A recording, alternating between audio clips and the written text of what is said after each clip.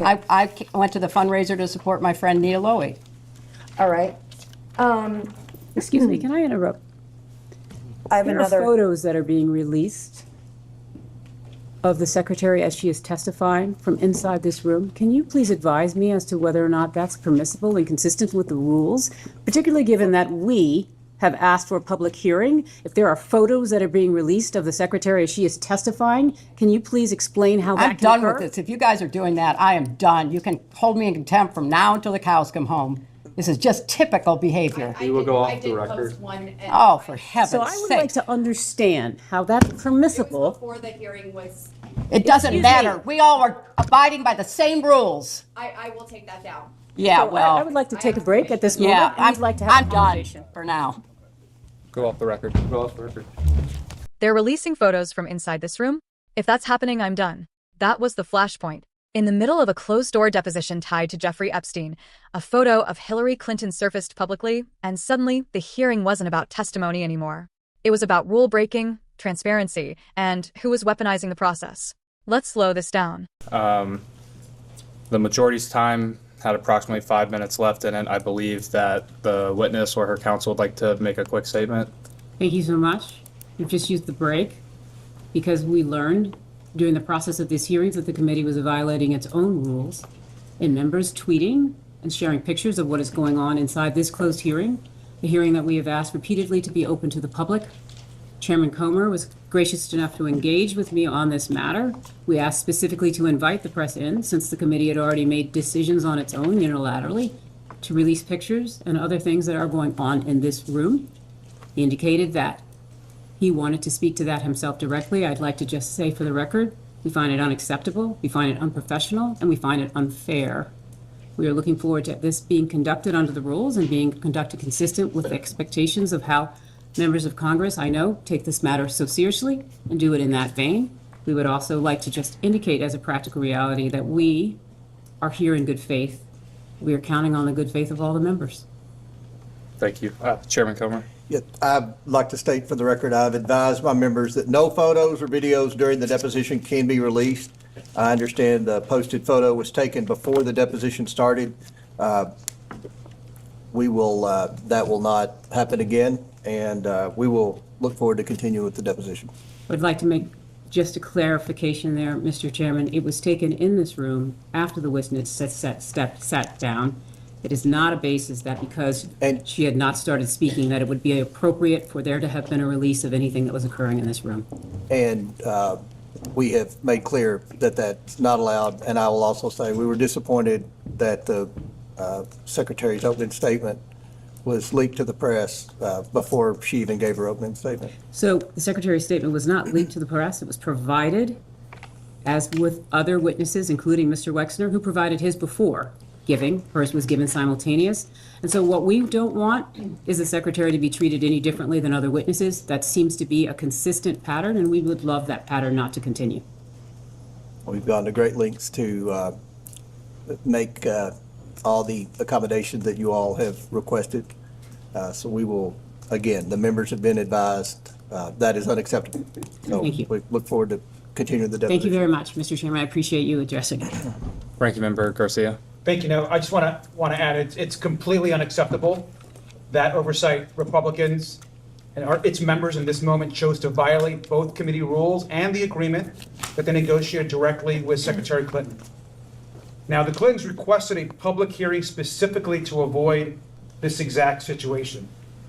Now, Secretary Clinton has offered to continue speaking throughout this deposition if we also allow the press to come in and on the record.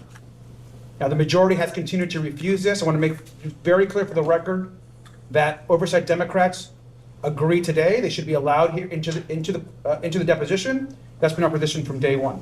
Thank you. And with that, the majority will conclude its first hour. We'll go off the record.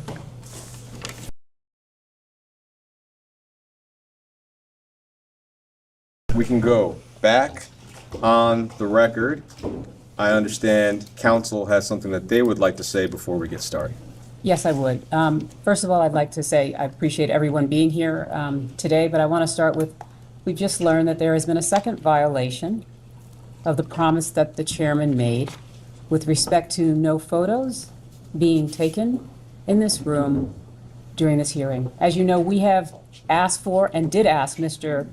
Comer for the press to be invited in. They are sitting right outside, literally. He has been speaking with them, and we have been asked that they be invited in at the last break because we learned that there was a member who was sharing photos from inside this room in violation of this committee's own rules. We have now been presented with a second photo of the witness, Secretary Clinton, while she has been testifying in this room. That is completely inconsistent with the rules. It's completely in violation, and it's also in violation of the promise that Mr. Comer just made with respect to it would not happen again. And indeed it did. And so I would like to ensure that when we go back on the record and when Mr. Comer elects to rejoin the room, I note he has left for the record, I would like to be able to ensure that we address that. Or, sorry, he has not left. He's down at the end. There's been a second violation, Mr. Chairman, so now I do really feel that it would be appropriate for the press to be invited in because someone has already violated the commitment and promise you made that there would not be any further violations. Do you have a copy of the picture? We're on I am confident that one of the individuals here can share with you a copy of the picture, and I would rather that at this point, we invite the press in. We don't know who's. We're gonna show the photo. It's from who? I believe it's from the same influencer. I can take over. Emily, go with Andrew to make sure we have the same. The accusation wasn't subtle. Clinton's counsel claimed committee members were violating their own rules by sharing images from a confidential deposition. The whole point of a closed proceeding is control over evidence, over narrative, over timing. And once that control cracks, the legitimacy of the process cracks with it. Clinton reacted sharply, threatening to walk, suggesting contempt charges wouldn't intimidate her. That's not just frustration, that's signaling. It's a message. If this becomes a spectacle, I won't legitimize it.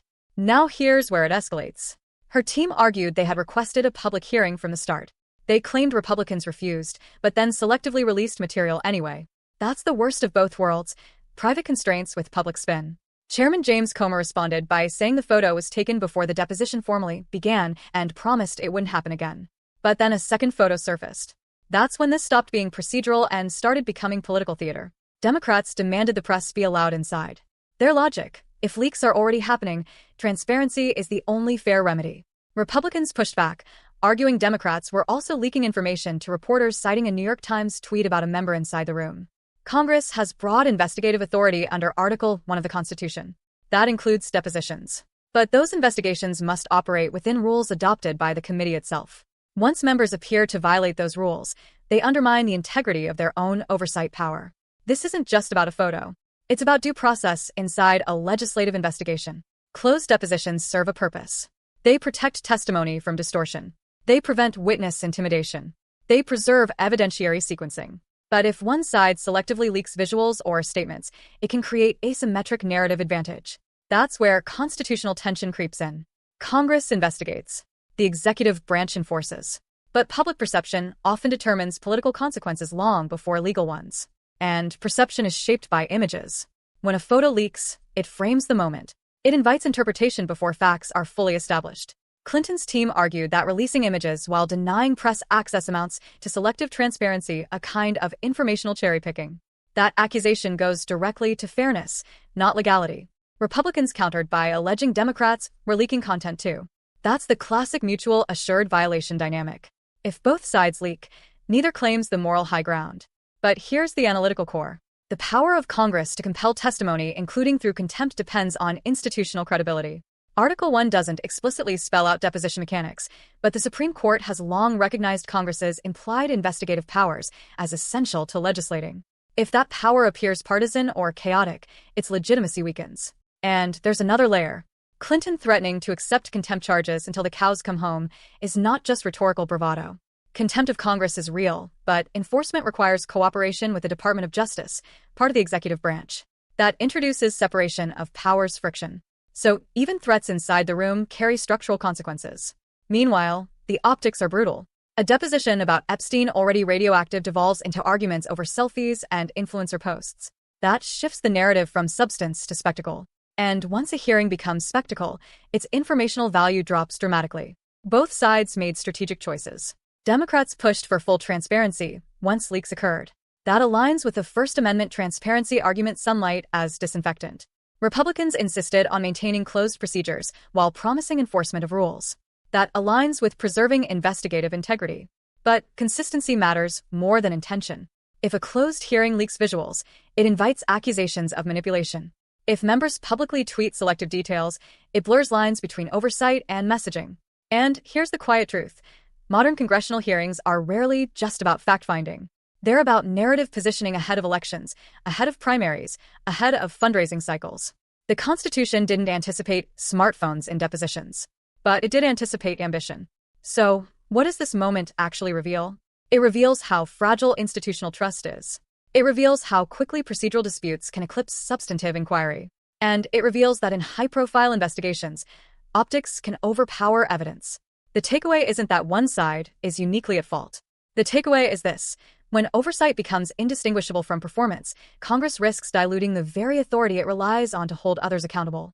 And once that authority weakens, everyone in that room, majority and minority alike, loses leverage. That's the real cost of a leaked photo.